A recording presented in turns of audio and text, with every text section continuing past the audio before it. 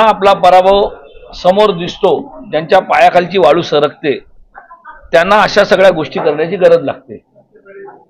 ज्या उमेदवार आलेला आहे त्याचं नाव करण सिंग संजय पवार असताना, त्याचा आधार कार्ड त्या नावाने असताना, त्यांनी स्टॅम्प पेपर सुद्धा त्या नावाने घेतलेला असताना सुद्धा अधिकाऱ्यांवर दबाव आणून त्याचं करण संजय पवार नावाचं उमेदवारी अर्ज दाखल करून कुठेतरी लोकांची दिशाभूल करून लोकांमध्ये संभ्रम निर्माण करण्याचा हा भाजपचा प्रयत्न आहे। पण लोक, जसं मी मागे त्या दिवशी एका मीटिंगमध्ये सांगितलं की जळगाव नगरी सुवर्ण नगरी आहे, इथे सोन्याची नगरी आहे, तर इकडच्या लोकांना 24 कॅरेट सोनं आणि बेंटेक्सचा फरक कळतो।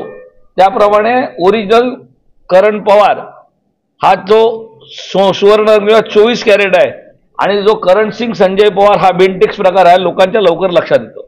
एकाच लाईनमध्ये उत्तर दिलं याला। आता जळगाव शहराचे लोकप्रिय आमदार राजूमामा भोळे, सर्व जळगाव जिल्हाच नाही सर्व त्यांना राजूमामा भोळे नावाने ओळखतात। खूप कमी लोकांना त्यांचं पूर्ण जे नाव आहे सुरेश दामू भोळे, मतदार पत्रिकेवर त्यांचं नाव काय असतं सुरेश दामू भोळे, आणि सर्व लोक त्यांना राजूमामा भोळे नावाने ओळखतात, राजूमामा नावाने ओळखतात। म्हणून काय नावात नाम में क्या है, काम में दम होना चाहिए, आणि ह्या कामाच्या दमावर राजूमामांना लोक प्रचंड मतांनी निवडून देतात। तुमचं जर काम असेल आणि किती डमी जर नावं असेल तर त्याला काही फरक पडत नसतो, तुमचं काम बोलतं। तसं राजूमामाचं काम बोलतं तसं तुमचं काम बोललं पाहिजे ना। आता हे जे आपला आरोप आहे तो चुकीचा आहे।